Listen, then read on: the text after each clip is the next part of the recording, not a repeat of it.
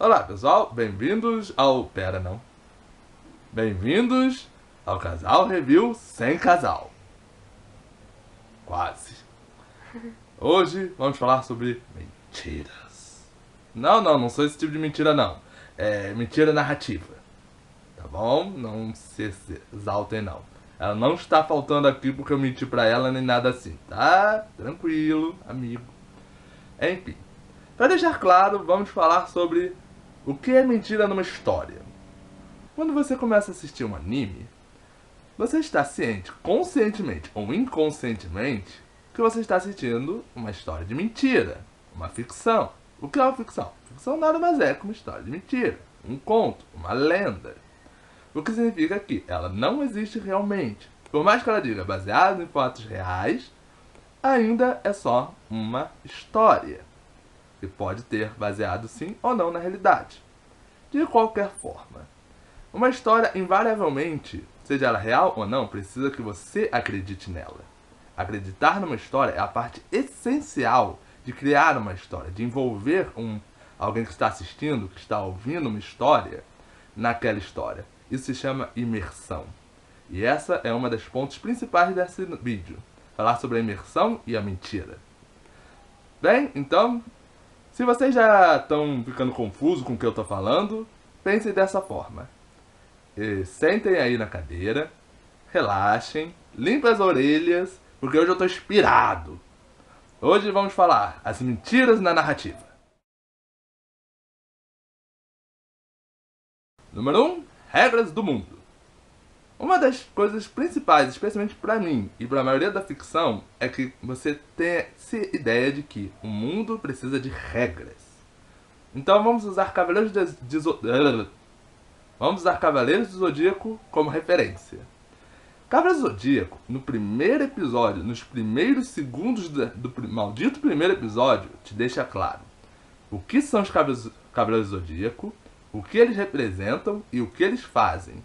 Então, no momento que eles falam que um Cavaleiro de Atena consegue romper a Terra com as mãos e destruir estrelas, então qualquer coisa abaixo disso está valendo. A primeira coisa que ele falou foi: cavaleiros fazem isso, eles são capazes disso. Isso é o ápice deles? Aparentemente. Então qualquer outra coisa está valendo. Isso é uma regra. O mundo expôs nos primeiros segundos o que um cavaleiro pode fazer. Então quando o Seiya, aquele magrelinha, derrota o Cassius, aquele colosso, você lembra. E ele explica pra você por que ele é capaz de fazer isso. É uma transição interessante e bem feita. E eu não costumo elogiar muito Cavaleiro Zodíaco, mas é. Então pense comigo. Essas regras de universo são de grande importância, pois ela limita onde o mundo vai, até onde o mundo pode ir. Quando você rompe isso, essa regra do mundo, você escapa da realidade, você rompe a imersão que você tem naquele mundo. Quando o mundo fala que uma coisa é possível, você lentamente começa a assimilar isso como a sua realidade. Essa é a sua verdade, a verdade deste mundo. Enquanto essa verdade não for rompida, tá valendo. Porém... Desculpa aí, gente, eu tô aqui, tá? Porém, um anime não precisa necessariamente explicar tudo no primeiro episódio. Ele pode fazer isso ao longo da história, mas para isso geralmente é necessário que exista um personagem que explique as razões do que está acontecendo, o que as regras estão mudando, o que está sendo adicionado. Agora vamos usar como exemplo Digimon Adventure 1. Quando os Digi escolhidos primeiro chegam no mundo, eles não sabem as regras, eles não fazem ideia do que está acontecendo. As regras vão sendo explicadas aos poucos, e conforme vão aprendendo, nós vamos aprendendo. Mas, eventualmente, eles aprendem coisas novas. Mas para que essa realidade não se rompa, para que as regras que eles aprenderam no início não interfiram com as regras que eles aprendem no fim, eles precisam que uma regra não afete a outra. Então, elas só podem ser adicionadas. E uma regra não pode alterar a outra. Quando uma regra altera a outra, ela rompe as leis daquele mundo. E na maioria dos casos, isso quebra a sua imersão. Porque como é que a gente pode falar que X é X e depois X é Y? Eles precisam de uma boa razão, uma boa explicação para isso valer. E se eles não conseguem fazer isso, meu amigo, o anime tá andando por um caminho errado. E ruim. Muito ruim. É claro que existem animes que conseguem dar um jeito nisso, mas não é de todo o caso. Muito dificilmente eles conseguem. A contrapartida disso, podemos usar o rival dele, Pokémon. Pokémon nos ensina bem rapidamente que ataques elétricos não são funcionais contra Pokémon do tipo Terra. E, a princípio, eles realmente não são. Mas, eventualmente, você pode ver. Várias vezes o Pikachu vai dar choque do trovão no Pokémon de Terra e vai funcionar. E isso não é bom.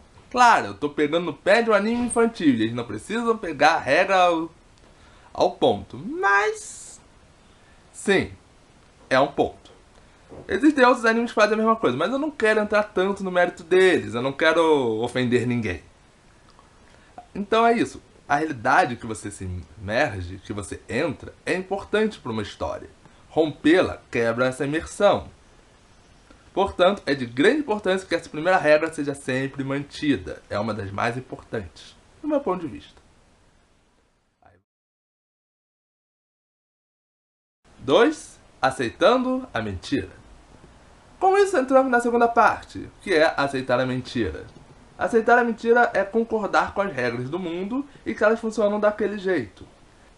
Usando o que você pode voar, então essa é a regra do mundo. Logo, qualquer um pode voar usando o que. Uma vez que você assimila isso ao mundo, essa é uma das normas do mundo. Se alguém diz que neste mundo, se você tem um sangue especial que permite você fazer isso ou aquilo, essa é mais uma regra. Todas essas regras são importantes e você aceitar essa regra faz parte da imersão. Se você não consegue assimilar essas regras, a imersão morre. Você tem que entender que essas regras existem nesse mundo e esse mundo exige desta forma. Quando você aceita as regras do mundo, quando você aceita que elas existem, é aí que você se imerge naquele mundo e esse mundo se torna real para você. 3. Distorcendo as mentiras. Essa é uma parte bem interessante, pois ele significa que alguns elementos daquela mentira que você estava conhecendo, naquele mundo, ele se dobra, ele se inverte. E como exemplo, vamos usar Yu Yu Hakusho. Em Yu Yu Hakusho temos o Yusuke, que perto do final da história se torna um yokai. Mas em nenhum momento da história, enquanto estava sendo narrada, ele deu qualquer sinal que ele ia virar um yokai. O único mais próximo, talvez, quem sabe, o momento que poderíamos dizer que foi um exemplo, foi quando o céu não conseguiu identificar que eles não conseguiram ver que ele ia voltar à vida, que ele ia se sacrificar para salvar uma criança. Mas isso não é uma boa desculpa. Mas isso não tira o mérito. Por quê? Porque o anime indiretamente mostrou que existem ocasiões onde um humano pode receber um yokai no corpo. O Kurama, que é um personagem muito importante, ele nada mais é que uma raposa que possui um bebê humano. É isso! Então, pro Yusuke ter esse sangue é apenas um passo diferente. É uma história diferente, mas é dentro de um contexto que já existe naquela realidade. Não existe uma estranheza muito grande. Mas outros animes usam esse mesmo conceito de forma errada e não conseguem desenvolver ele muito bem. Infelizmente, isso causa problemas e, geralmente, te tira da imersão. 4. Revertendo valores. Algumas das vezes a história tem um formato X, mas em determinado momento ela desfaz tudo aquilo que ela falou e revela, na verdade, que era Y. O que isso significa? Isso significa que são histórias que geralmente estão associadas com suspense ou investigação. Histórias que geralmente exigem de uma percepção do telespectador ou simplesmente um interesse para quando chegar, você estiver pegando as informações, as dicas, os planos, você chegar e ahá! Descobrir a verdade.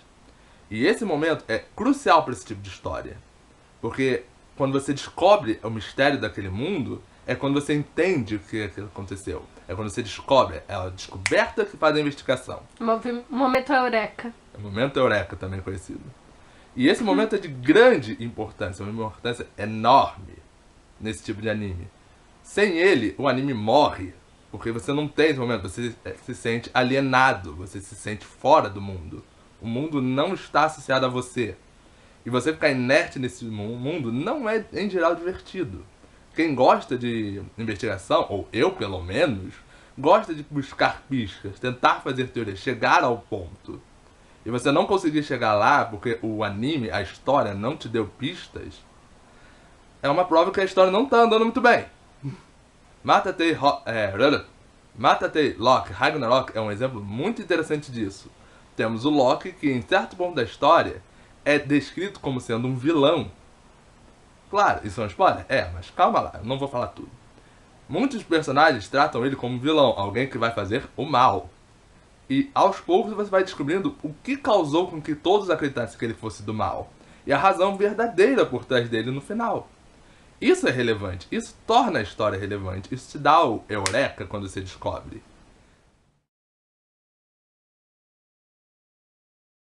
5. A engrenagem de roteiro. Você conhece Ikki de Fênix? Talvez o Riei? Vegeta? Sailor Saturno? Algum deles é comum para você? Bem, todos eles são engrenagens de roteiro. O que é uma engrenagem de roteiro? Em geral, é um personagem-chave que existe para chegar a um determinado ponto da história, ou fazer a história avançar. Existem 3 tipos principais de engrenagem de roteiro em animes.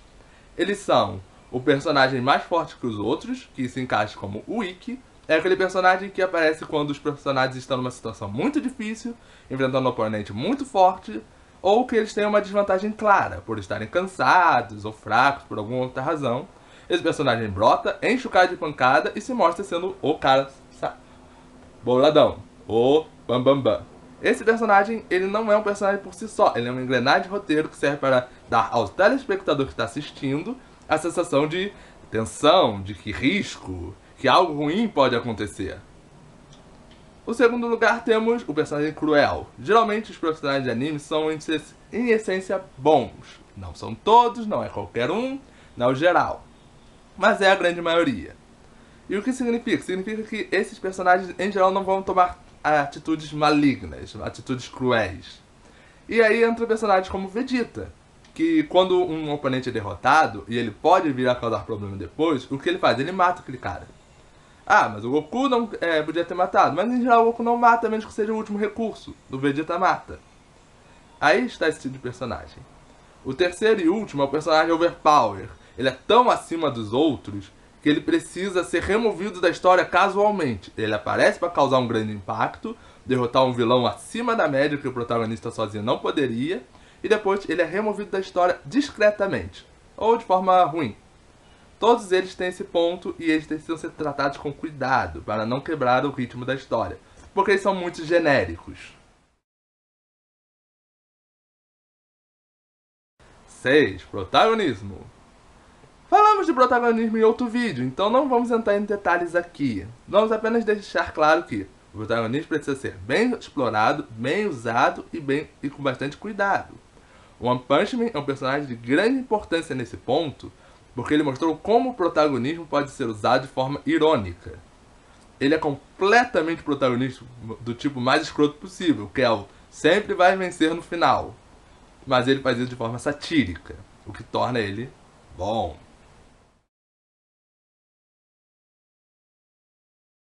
7. Escape da realidade. Esse é um pouco mais sutil. Esse existe apenas em histórias onde, quando eles nos apresentam o mundo, eles dizem, esse mundo é o mundo real, é igual ao nosso. Às vezes ele é completamente igual, às vezes ele é levemente igual com algumas pinceladas de fantasia. Essas pinceladas de fantasia geralmente não são um problema dessas obras. O escape da realidade está em que o fato que você fez esse mundo ser real exige que você saiba muito do mundo real. Você tem que saber sobre pessoas, sobre ciência, sobre física. Todos esses elementos são importantes para que não se perca da realidade. Você pode dizer, ah, mas nesse mundo isso funciona assim. Então você já saiu dessa realidade. O escape da realidade tem que ser mínimo. Não apenas no mundo, mas também nos personagens. Quando você fala que um personagem ele é humano como nós, ele tem que fazer coisas que nós somos capazes de fazer, coisas que nós somos capazes de pensar. Quando você vê Death Note, os personagens lá raramente fazem algo físico ou mentalmente incapaz de um humano normal fazer. Você pode pensar, ah, mas eles pensaram naquilo. Isso é uma possibilidade. Eles geralmente explicam como eles chegaram naquele ponto de raciocínio. Não é um acaso. Eu não gosto de Death Note, mas aí está. Eu estou elogiando ele novamente. Porque ele fez isso bem. E isso é relevante para uma história.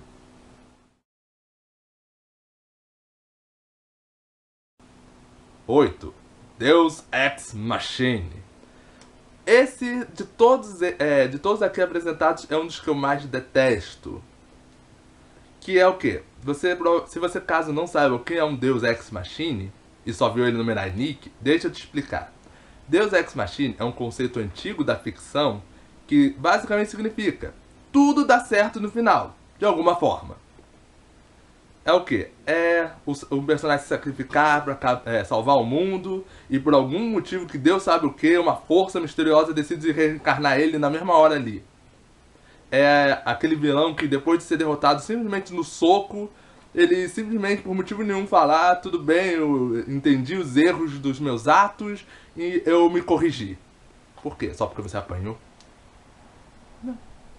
É o famoso, vamos derrotar você em nome do insira. Amor, justiça, amizade e por aí vai. Friendship is magic. Isso são Deus Ex Machina. São situações que são corrigidas pelo simples poder do E eu detesto isso, porque isso é muito fácil de ser interpretado como um roteirista preguiçoso. Um roteirista que quis fazer um personagem tão OP, tão chato, que ele mesmo não viu uma solução melhor. Tipo, como eu vou derrotar esse personagem? Digamos, Bleach. Ele botou aquele Aizen extremamente poderoso, extremamente quebrado no final da temporada. Como eu derroto isso?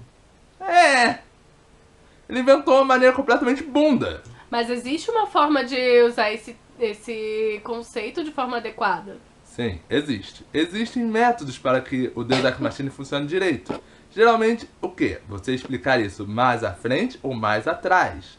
Deixar claro que existe uma chance do Deus Ex Machina ocorrer. Ah, mas aí não é Deus Ex Machina. Ainda é. Você inventar uma maneira de resolver um problema que não deveria é um Deus Ex Machina. Mas você tem métodos para resolver esse problema de forma mais plausível. Ou quando o foco da história é literalmente isso. Bem, esses são todas as mentiras narrativas que eu consegui me lembrar no momento. Serve pra tudo. Livros, animes, filmes, o que for. Uma história exige mentiras, porque ela precisa disso. Ela precisa de contar uma história que não existe. Ao mesmo tempo, ela tem que ser crível, ela tem que ser palpável. Se ela não consegue te passar a veracidade das coisas, ela é inútil. Você vai ver ela, talvez você até goste, mas você nunca vai retornar a ela com o mesmo gosto. Porque você sabe que aquilo não vale nada, não vale a pena. É uma mentira feia, fraca. Você precisa de uma mentira bem feita, forte, uma história concreta, que você consiga acreditar. Se não tiver esses pontos, a história é simplesmente fraca e não vale a pena. Muitas histórias conseguem fazer isso e têm um universo expandido, porque elas são muito bem feitas. Senhor dos Anéis, Harry Potter, Dragon Ball, Naruto, Guerreiras Mágicas. Todos eles conseguem fazer isso porque seus universos são bem feitos, bem construídos, as regras existem. Uma vez que você tem tudo isso, você tem uma boa mentira. Até a próxima vez. Espero que estejam conosco novamente. Dê o like, não esqueça de se inscrever, tocar o sininho e... See ya! Tchau!